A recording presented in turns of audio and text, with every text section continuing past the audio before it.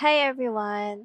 Gusto ko lang i-vlog 'to kasi gusto kong maalala yung mga, bagay na kailangan kong dalhin at hindi dalhin sa Aurora Music Festival. So, nag-Aurora Music Festival kami kahapon, May 2, 'di ba?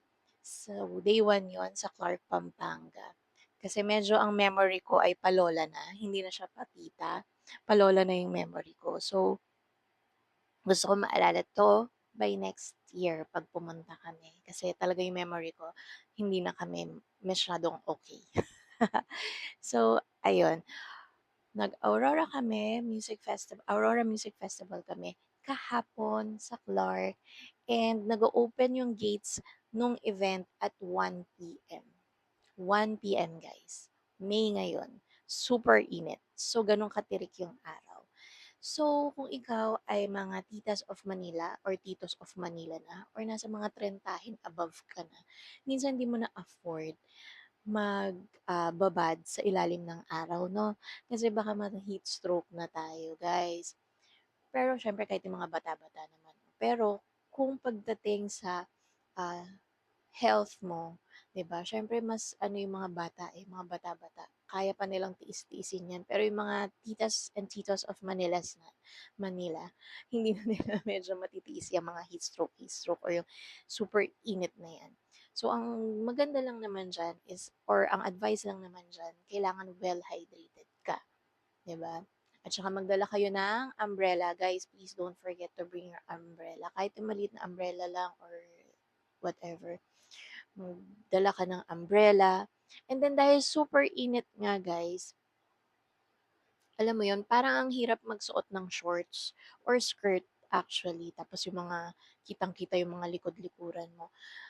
Kasi nga, mainit. So, para mangungutimtim ka talaga. Promise, promise talaga. Sabi sa'yo naka-leggings ako kahapon. Mag-leggings na lang ako kahapon. Siyempre yung from sa paa, 'di ba? Yung hati yung sa paa, yung tsaka yung sa may shoe, sa may ankle part mo. Nangutimtim, Diyos ko, nagka-tan line ako ng 'di oras sa paa. Pangit, pangit tingnan.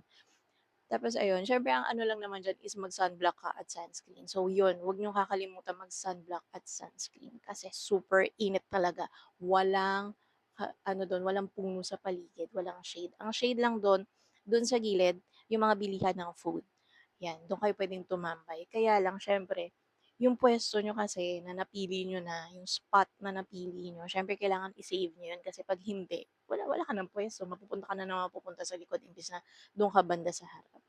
Kaya yung iba, maaga talaga silang pumupunta or pumipila kasi gusto nila sila yung gusto nila na nandun sila sa may malapit sa barricade. So kami, hindi kami gano'n, charot. As long as makita-kita lang naman namin sila. Pero iniisip nga namin, nagbibiruan nga kami, next year kung babalik kami, sa platinum na kami kukuha. At least medyo nasa bandang harap na kami talaga. Although maganda rin naman yung SVIP guys, hindi kayo magsisisi kasi kahit papaano nakakalapit kayo, may access kayo na malapit-lapit sa stage pa rin. So ayun, pero pinakamagandang kunin talaga guys, platinum. Maganda talaga. Pero hindi lang ako sure paano lumalabas yung mga sa platinum para bumili ng food sa gilid. Kasi parang naka-ano din sila eh, nakapa-square. Nakapa-square? Ayun, so, yun, mga things, ano yung mga sabi ko na, mag-hydrate kayo, tapos, 'pag magdadala kayo ng tumbler, wala dapat lamang tubig kasi bawal. Sa mga nag-i-smoke or nagve-vape, bawal din po siya. Hindi naman na-confiscate yung sa friend ko, pero bawal siya talaga. Bawal siya, guys. And then, ano pa ba? Yung sa outfit nyo, make sure yung outfit nyo is medyo maninipis or flowy. And then, pwede kayong magbalot para hindi kayo mangutimtim masyado. Pero make sure na ano siya, yung manipis lang or flowy kasi medyo mainit nga yung area. And then sunblock, sunscreen, iyan kasi super init talaga, walang shade doon, sa gilid nga lang nga. So, ang tendency babad kayo. Payong nyo, huwag nyo kakalimutan guys. 'pag magha-hydrate kayo, alam mo yung gusto mo mag-hydrate ng mag-hydrate, eh, gusto mo uminom ng malamig na malamig na malamig na tubig or soft drinks, ganyan. Kaya lang mapapaisip ka rin kasi medyo malayo din yung mga portlets, 'di ba? Tas yung pipila ka pa nga sa portlets. May mga portlets dun na may aircon, pero siyempre, 'di ba, ang hirap, eh. Kasi 'pag magsi-CR ka tapos pagbalik mo ang hirap hanapin ulit nung puwesto niyo. Kasi habang tumatagal dumadami yung tao, so dadami ng mga obstacle na dadaanan mo. So, extra challenge yun. Tas ang hirap na hanapin ng puwesto niyo kung nasaan kayo. Tapos ano pa ba, dala kayo ng mga, cooling powder, cooling mists, face mists kasi super init talaga. Wet wipes magdala rin kayo kasi super alikabok doon. Talagang gugustuhin mong magpunas na magpunas maya't maya. Yung shoes ko nga ano, eh, nag-white shoes kasi ako. Pinagsisihan ko rin pero wala akong ibang choice. So, naka-white shoes ako nun. Yung white shoes ko parang naging ano na siya, gray. Dahil sa alikabok. Super alikabok talaga nung area. Ano pa?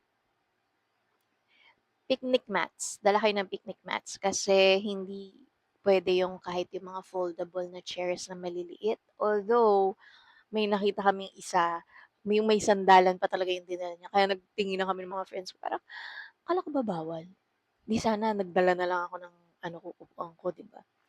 Pero magdala kayo ng picnic mat para makakaupo kayo doon kahit papano kasi promise hindi nyo kakayanin yung nakatayo kayo the whole time. So, dala kayo ng picnic mats nyo. And then, picnic mats guys ha, huwag kayo magdadala ng mga balabal lang kasi pagsisisihan nyo, dahil madamo yun, didikit lahat dun sa tela nung uupuan nyo. So, yung picnic mat nyo, as much as possible, dapat yung mga, paano ba yun, parang plastic ba, yung tawag doon? Or something. Although may mga nagbebenta din dun sa labas ng picnic mats. Pero mas maganda pa rin may dala kayong sarili. Kasi syempre pag doon na baka may patong na yung presyo ng picnic mats nyo. Ano pa? Bukod sa picnic mats, magdala kayo ng kahit manipis na cushion para mauupuan nyo. Kasi ang sakit sa puwet, promise. Hanggang ngayon pinagsisisihan ko. Ang sakit. ang sakit ng puwet ko kasi ilang oras kami nakaupo doon, 'di ba? Ang sakit ng puwet ko, ang sakit ng balakang ko, ang sakit ng legs ko, lahat-lahat. Parang after ng ano, nung event, parang gusto mo magpamasahe talaga ng wagas. Speaking of, hindi pa pala ako nagpapamasahe, pero gusto ko talaga magpamasahe kasi ang sakit talaga ng puwet ko, ng legs ko talaga, promise. Ilang oras yun. So, dala kayo ng soft cushion kahit yung manipis lang.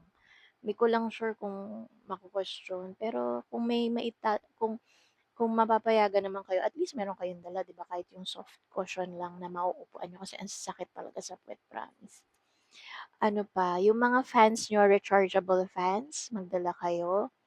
And then aside sa rechargeable fans 'no, magdala rin kayo ng regular fan lang kasi siyempre yung battery life ng ating mga fans, 'di ba? Unless meron kayong power bank na kaya mag-charge ng gano'n ng ilang beses.